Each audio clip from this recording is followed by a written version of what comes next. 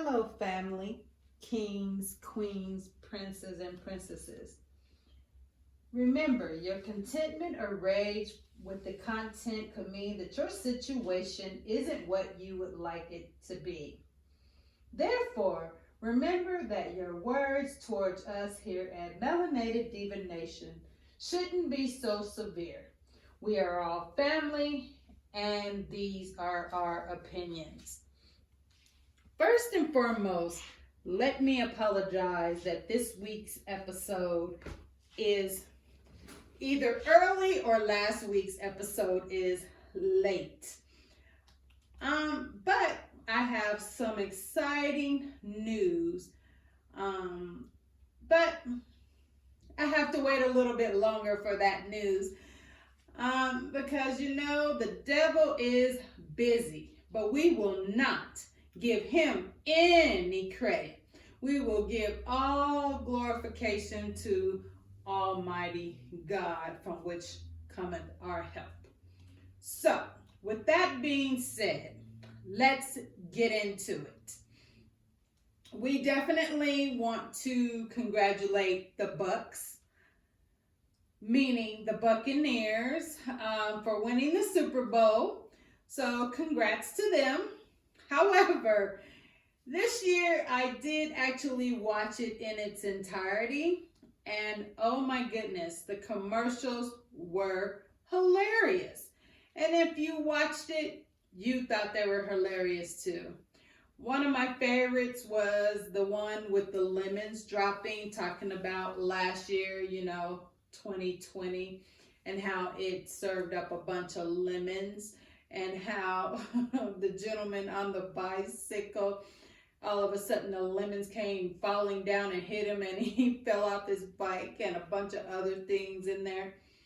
But remember, the year is what you made of it.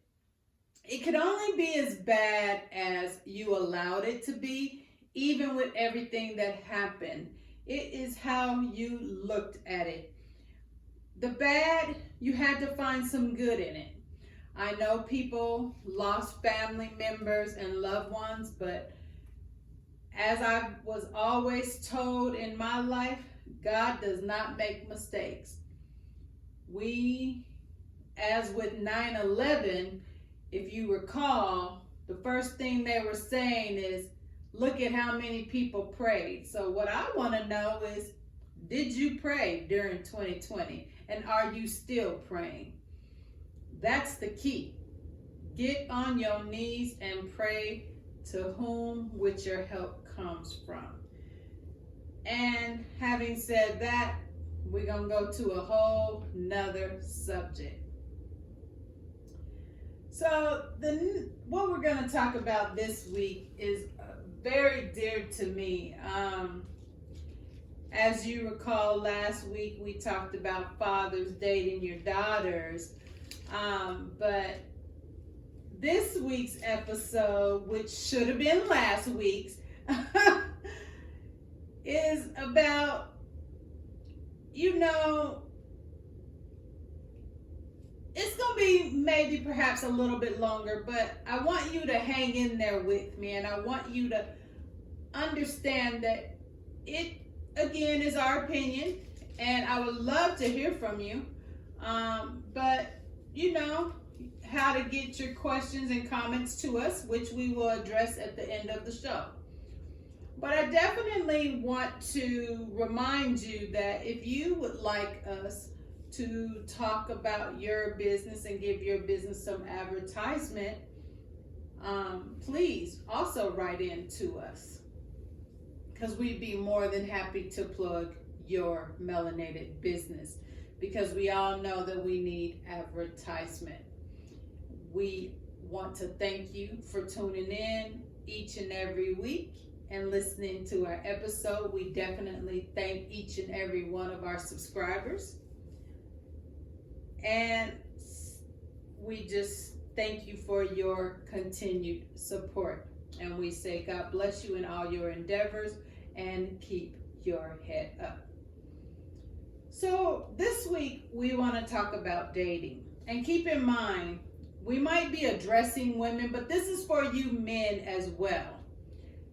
Having said that, of course, you know I am a female. I'm talking about this from a female perspective. But men, you know I'm addressing you as well because you are on that other spectrum for me. So, you got to remember before you date someone, remember to know what it is that you want from that man, ladies. Know what you are willing to accept, what you are willing to put up with, what your pet peeves are. Because hear me and hear me well. Once you allow someone to do something once, they will think that it is okay to do it over and over and over again. It becomes what one would say either insanity and or a pattern. And it's not something that you want to keep going. So you have to know, again, what you are willing to accept or take. As the saying goes, if you'll put up with something, you'll fall for anything. So if you accept it when you're dating, exactly what is it that you think is going to happen if you marry that individual? For instance, you allow him to call you names, whether it be names that are foul, or he calls you stupid, idiot, things of that nature, and you end up marrying that person. What do you think he's going to call you when you get married? He's going to call you those names as well as worse. So again, don't put up with it in dating. Don't put up with it later. So again, you have to know what you're willing to accept. So having said that, let's think about your ideal date. For instance, he calls you up, or you guys meet and he invites you on a date. So my question to you is, if he invites you, shouldn't he make the plans? Or does he tell you to pick? No, I feel that he should make the plans. After all, he invited you. Because let's say that you pick the place and he doesn't like it.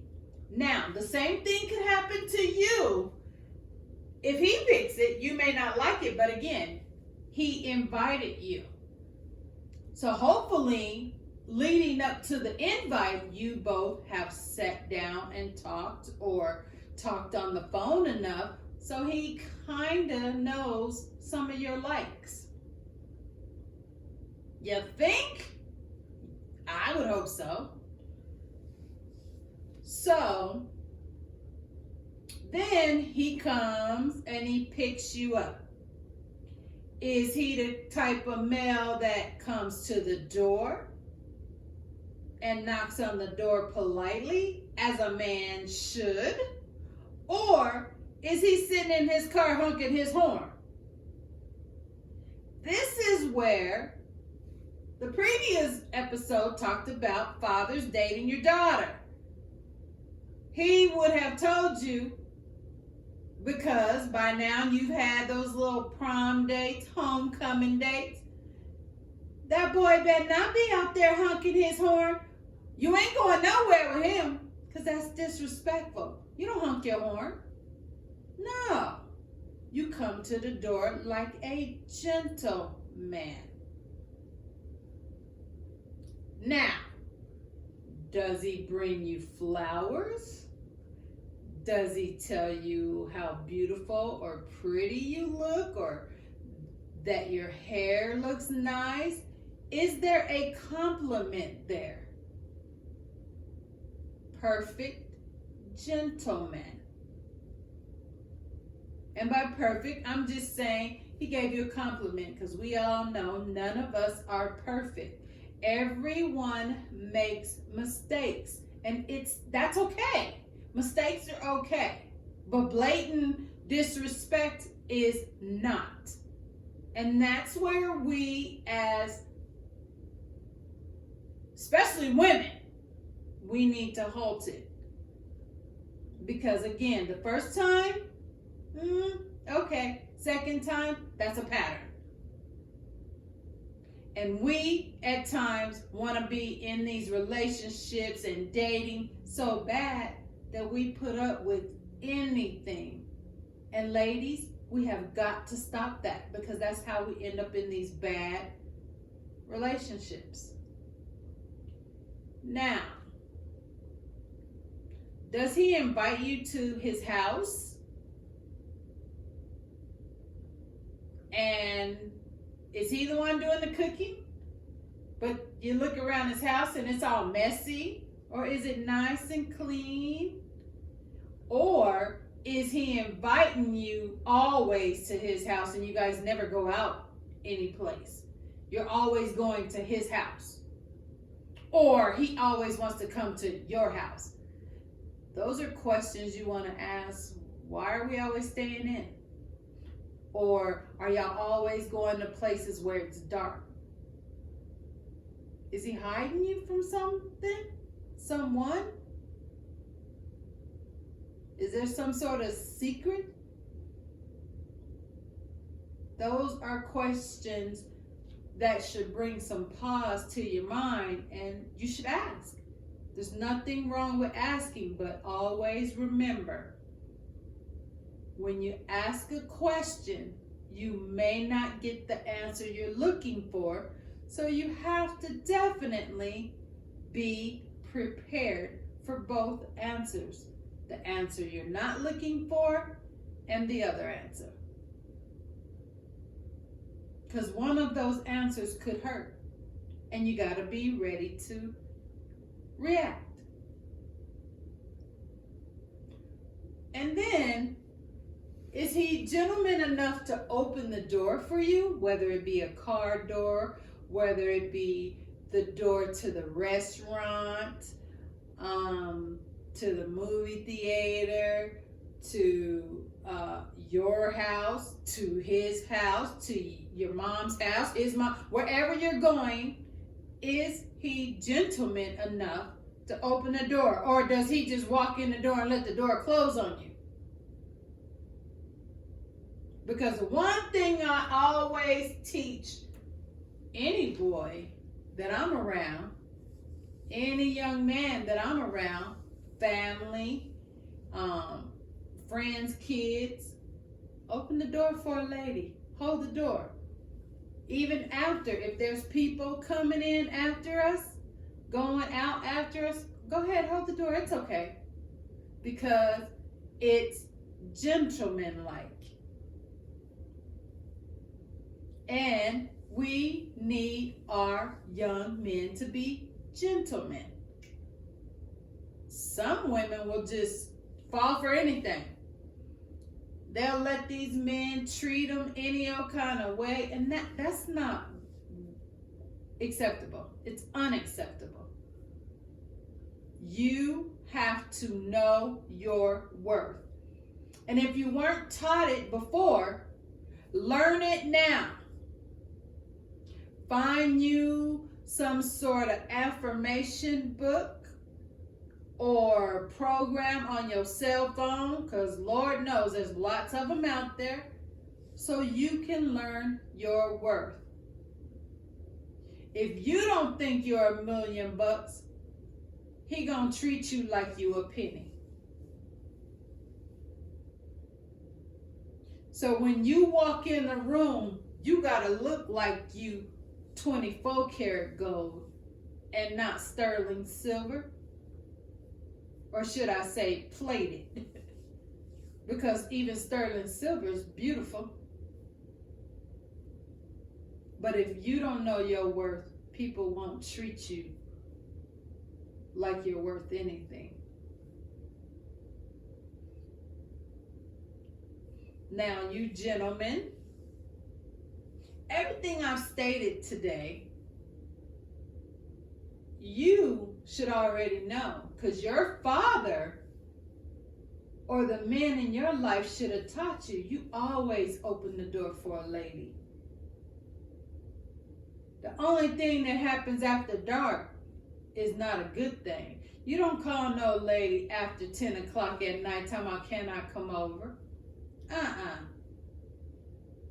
When you invite somebody to dinner, you should pay, or at least already have that understanding that y'all gonna go what is called Dutch. She pay for her, you pay for you. And a lot of us women, we can pay for us. Believe it or not, we take our own money just in case you can't pay. But you should pay, you invited. Which is absolutely fine if we go Dutch. And that way there's no expectation of you wanting anything outside of that meal. Because you shouldn't want anything before marriage anyway. Feel me? And then you should always knock on the door to pick her up for that date. Ain't nobody said you had to bring a dozen roses. Bring some carnations. After all, y'all just dating. Or y'all just trying to get to the dating aspect. Bring one flower. It's cheap. It ain't but about $1.49.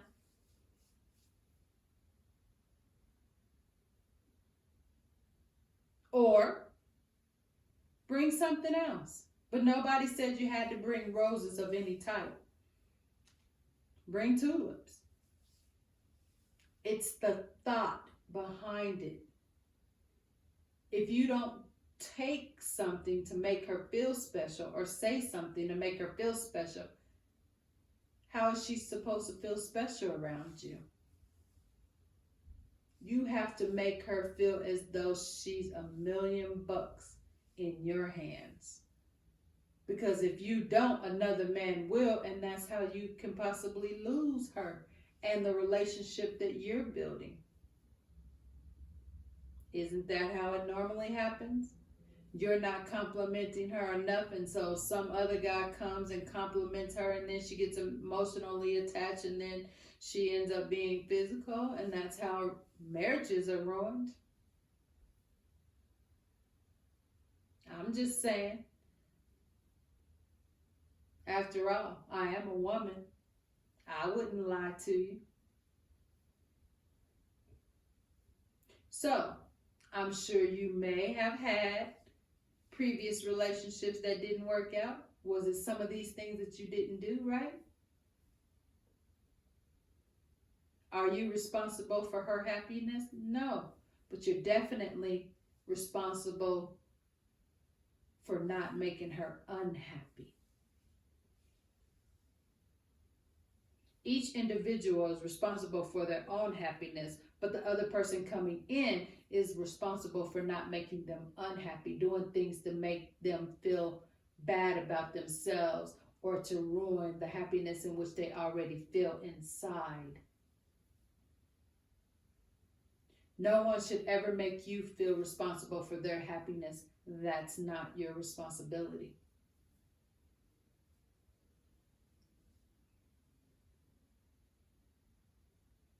So remember, when you're dating, start off nice and fresh and keep it going. Don't overextend, because then they're going to always want you to do that. But be yourself. Be genuine. Be honest. Be trustworthy. And communicate. Having said all that, thank you so much for joining us today, and we hope that you join us next time. And remember, you can always email us at melanatedivas@gmail.com. That's MELANATEDIVAS@gmail.com. And you can email us with any questions, concerns, and or comments. And also remember, if you'd like us to shout your business out, email us at that same email. Until next time, have a blessed day.